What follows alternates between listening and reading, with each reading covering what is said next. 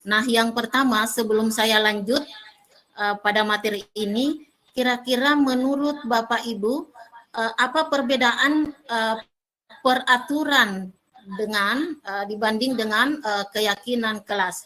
Saya minta raise atau ditulis di dalam kolom chat.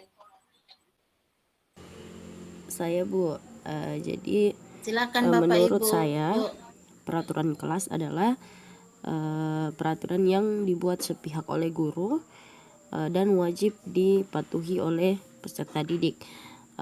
Sedangkan keyakinan kelas adalah kesepakatan yang dibuat di antara peserta didik, di mana kesepakatan tersebut peserta didik yakin dapat menerapkannya. Bagaimana? Bagus sekali apa yang menjadi pendapat Ibu, artinya sesuai dengan apa yang saya sampaikan di awal.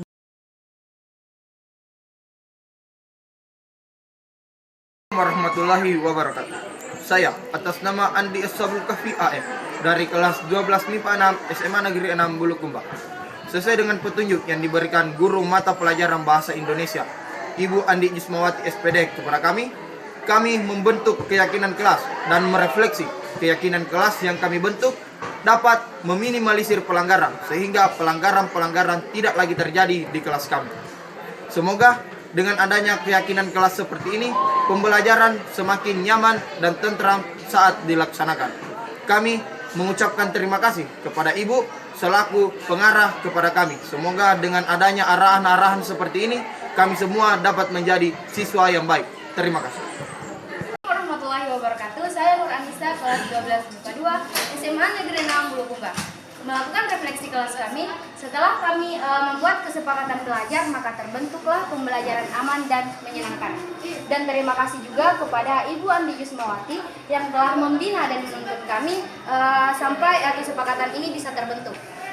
Semoga pembelajaran kedepannya dapat mengacu pada profil pelajar Pancasila yang seutuhnya.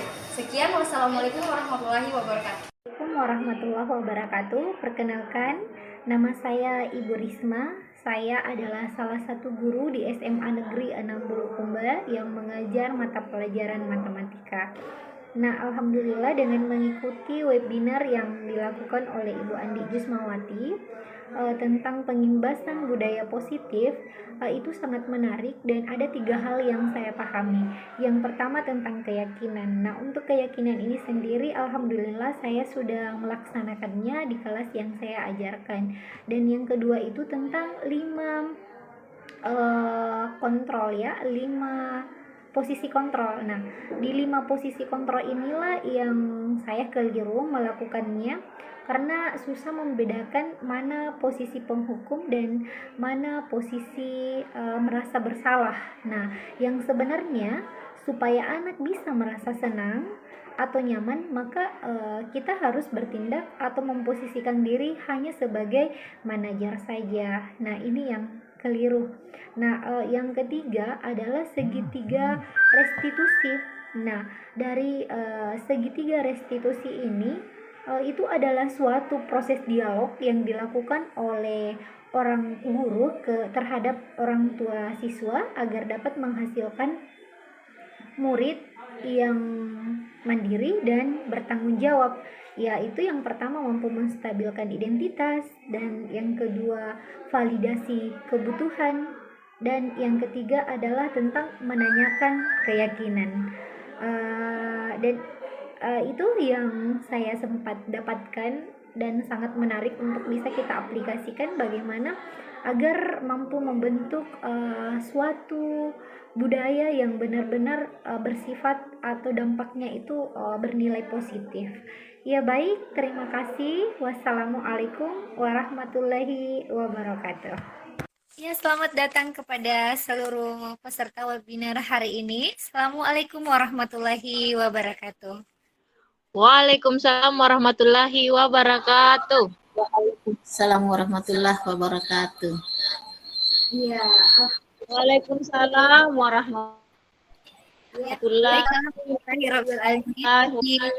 wabarakatuh. Allah Subhanahu wa Ta'ala, karena Tuhan rahmatnya lah kesehatan dan kesempatan pada ini kita kumpul dalam wadah virtual ya. Jadi kita bisa bersama-sama melakukan webinar hari ini. Tak lupa pula kita kirimkan salam dan salawat kepada Nabi besar, junjungan kita Nabiullah Muhammad Sallallahu Alaihi Wasallam. Karena beliaulah yang merupakan suri tauladan untuk kita semua sebagai umat muslim. Baik, untuk lebih mengefisienkan waktu, terlebih dahulu saya sebagai pemandu acara pada hari ini mengucapkan banyak terima kasih karena Bapak dan Ibu telah meluangkan waktunya untuk bergabung dalam webinar hari ini. Untuk melakukan pertemuan hari ini, kita akan membahas beberapa hal dalam pengimbasan budaya positif di sekolah kita, yang mana akan dibahas dalam kesempatan ini ada 3 hal. Yang pertama, keyakinan kelas. Kedua, 5 posisi kontrol. Dan yang ketiga adalah segitiga restitusi. Ya, dalam hal ini akan dibawakan atau akan diberikan penjelasan oleh pemateri kita hari ini kepada Ibu Andi Jusmawati SPD sebagai calon guru penggerak angkatan 5.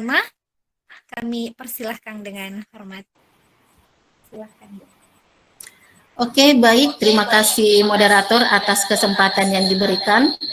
Sebelumnya, Assalamualaikum warahmatullahi wabarakatuh. Jadi, Bapak Ibu, terima kasih telah bergabung. Waalaikumsalam. Ya, terima kasih Bapak Ibu guru hebat yang telah bergabung pada room ini. Yang mana apa yang saya akan bahas pada kesempatan ini sebenarnya Bapak Ibu sudah pernah lakukan hal itu. Hanya saja nama mungkin yang agak apa ya istilahnya di pikiran kita mungkin masih asing di telinga kita. Hanya saja yang dimaksud di sini yang akan saya bahas dalam budaya positif yang pertama yang sudah disampaikan tadi oleh moderator. Yang pertama adalah budaya positif tentang bagaimana keyakinan kelas dibentuk pada saat atau sebelum proses pembelajaran dimulai. Kemudian yang kedua 5 posisi kontrol. Kemudian yang ketiga adalah segitiga restitusi. Nah, yang pertama sebelum saya lanjut pada materi ini, kira-kira menurut Bapak Ibu apa perbedaan peraturan dengan dibanding dengan keyakinan kelas? Saya minta raise atau ditulis di dalam kolom chat. Saya Bu, jadi Silakan Bapak menurut Ibu. saya peraturan kelas adalah peraturan yang dibuat sepihak oleh guru dan wajib dipatuhi oleh peserta didik. Sedangkan keyakinan kelas adalah kesepakatan yang dibuat di antara peserta didik, di mana kesepakatan tersebut peserta didik yakin dapat menerapkannya. Bagaimana? Bagus sekali apa yang menjadi pendapat Ibu, artinya sesuai dengan apa yang saya sampaikan di awal bahwa sebenarnya Bapak Ibu sudah Atau saya bahas sedikit tentang peraturan itu. Jadi kalau selama ini peraturan yang kita tahu di kelas adalah pada saat kita membuat tata tertib yang mana peraturan yang dibuat itu adalah peraturan yang dibuat oleh gurunya sendiri, kemudian anak-anak menyepakati aturan itu. Nah, itu sekilas untuk peraturan. Kemudian kalau keyakinan di sini yang dibahas adalah sebenarnya adalah termasuk juga dari peraturan itu sendiri, hanya yang membuat adalah peserta didik itu sendiri. Kemudian setelah dibentuk keyakinan kelas itu anak-anak menerapkannya. Jadi anak-anak yang terlibat langsung dalam pembentukan keyakinan itu. Itu sebenarnya yang menjadi inti perbedaan. Baik Bapak Ibu, selanjutnya saya sedikit akan membahas tentang 5 posisi kontrol. 5 posisi kontrol ini sebenarnya yang digunakan ketika misalnya ada yang dianggap melanggar ada yang dianggap peserta didik melanggar di dalam proses pembelajaran ataupun di dalam sekolah.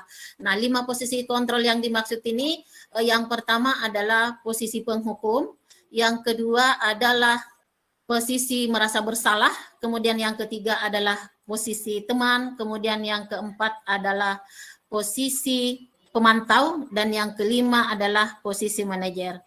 Sekarang saya akan share materi yang saya akan paparkan pada kesempatan ini.